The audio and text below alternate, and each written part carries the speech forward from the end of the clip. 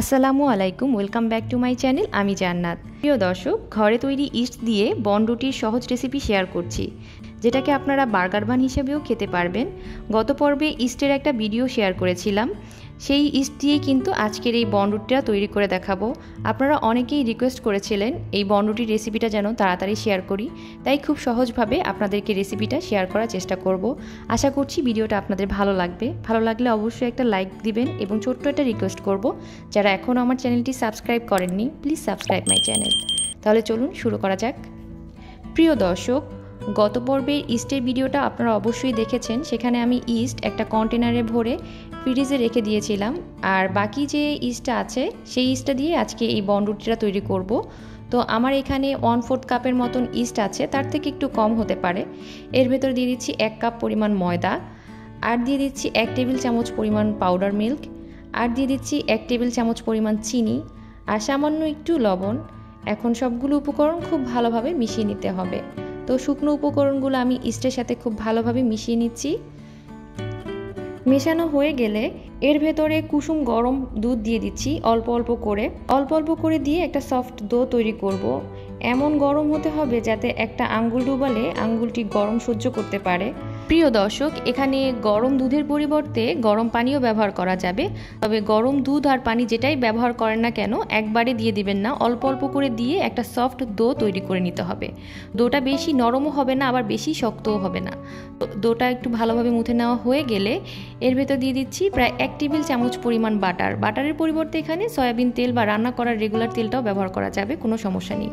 তো বাটারটা দিয়ে আরও ভালো করে মুথে নেওয়ার চেষ্টা করছি। তো এই মোথাটা কিন্তু অফ করা যাবে না।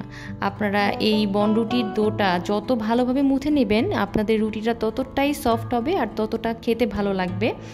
তো দেখুন, আমি কিন্তু দেখে নিচ্ছি এটা কতটা সফট হয়েছে। তো আমি এটাকে আবারও 2-3 মিনিটের মতন মুথে নিচ্ছি।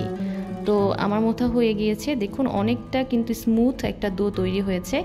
এখন এই ডোটাকে আমি ঢেকে রেখে দেব প্রায় 1 ঘন্টার জন্য। তো উপরে একটু এরকম তেল লাগিয়ে নিচ্ছি, যাতে করে এর উপরটা ড্রাই আউট না হয়ে যায়, আবার এরকম পেপারের গায়েও যেন লেগে না থাকে। তো এখন আমি এটাকে ঢেকে 1 ঘন্টার জন্য রেস্টে রেখে দিচ্ছি। তো 1 ঘন্টা পর ফিরে আসছি। যদি এই ইস্টটা ফ্রিজ থেকে বের করে আপনারা রেসিপিতে ব্যবহার করেন, সেক্ষেত্রে বলবো 2 ঘন্টা রেস্টে রেখে দিতে। তো যেহেতু আমরা এই ইস্টটা মাত্র তৈরি করলাম, তো আমি এটাকে 1 ঘন্টা রেখে দিয়েছি। তাতেই দেখুন কত সুন্দরভাবে ফুলে গিয়েছে, আর দুটা কত সুন্দর হয়েছে, সফট হয়েছে। তো এই দুটা দিয়ে আমি 2টো বন রুটি তৈরি করে দেখাবো। তো আমি এর জন্য এটাকে 2 টুকরো করে নিচ্ছি একটা ছুরির সাহায্যে। প্রিয় দর্শক, তারপর হাতের মধ্যে এরকম একটু গোল করে নেব। এখন আমি এভাবে উপরের সারফেসটাকে স্মুথ করে নেব। হাতের মধ্যে শুধু এভাবে প্রেস করে নিলেই কিন্তু হয়ে গিয়েছে।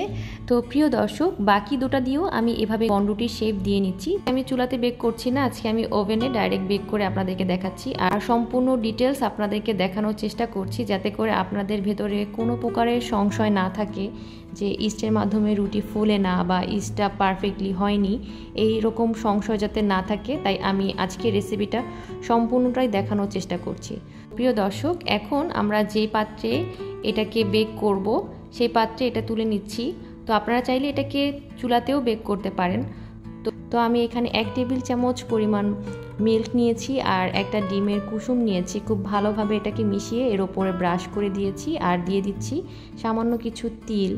আর ওভেনটাকে আমি প্রিহিট করে রেখেছিলাম। তো ওভেনটা প্রিহিট হয়ে গিয়েছে। এখন এর ভেতরে আমি দিয়ে দিলাম। এখন 180 ডিগ্রি সেলসিয়াস তাপমাত্রায় আমি এটাকে বেক করব প্রায় 10 মিনিটের মতো। তো 10 মিনিটের 5 মিনিট হয়ে গিয়েছে। দেখুন এটা কিন্তু অনেকটা ফুলে ডাবল হয়ে গিয়েছে।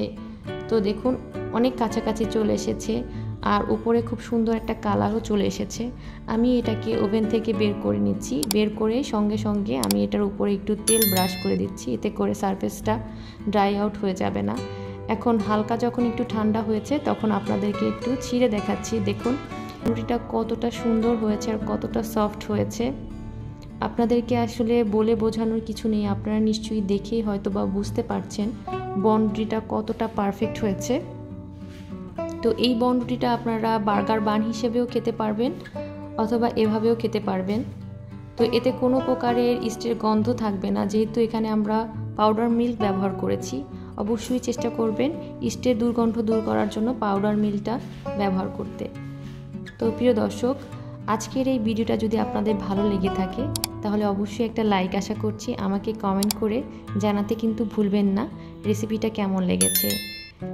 তো যাওয়ার আগে ছোট্ট একটা রিকোয়েস্ট করব, যারা এখনও আমার চ্যানেলটি সাবস্ক্রাইব করেননি প্লিজ সাবস্ক্রাইব মাই চ্যানেল, আর সাথে রাখা বেল আইকনটি অবশ্যই প্রেস করবেন। এতে করে আমি কোনো নতুন রেসিপি আপলোড করলে আপনারা তার নোটিফিকেশন সাথে সাথে পেয়ে যাবেন। এই ইস্ট দিয়েই আমি আরও কয়েকটি রুটি রেসিপি তৈরি করেছি, ইনশাল্লাহ নেক্সট ভিডিওগুলোতে আপনারা তা পেয়ে যাবেন। তাহলে আপনাদের সম্পূর্ণ সংশয় দূর হবে ইস্ট সম্পর্কে। আজকের মতো এখানেই বিদায় নিচ্ছি। বাই বাই, আল্লাহ হাফেজ।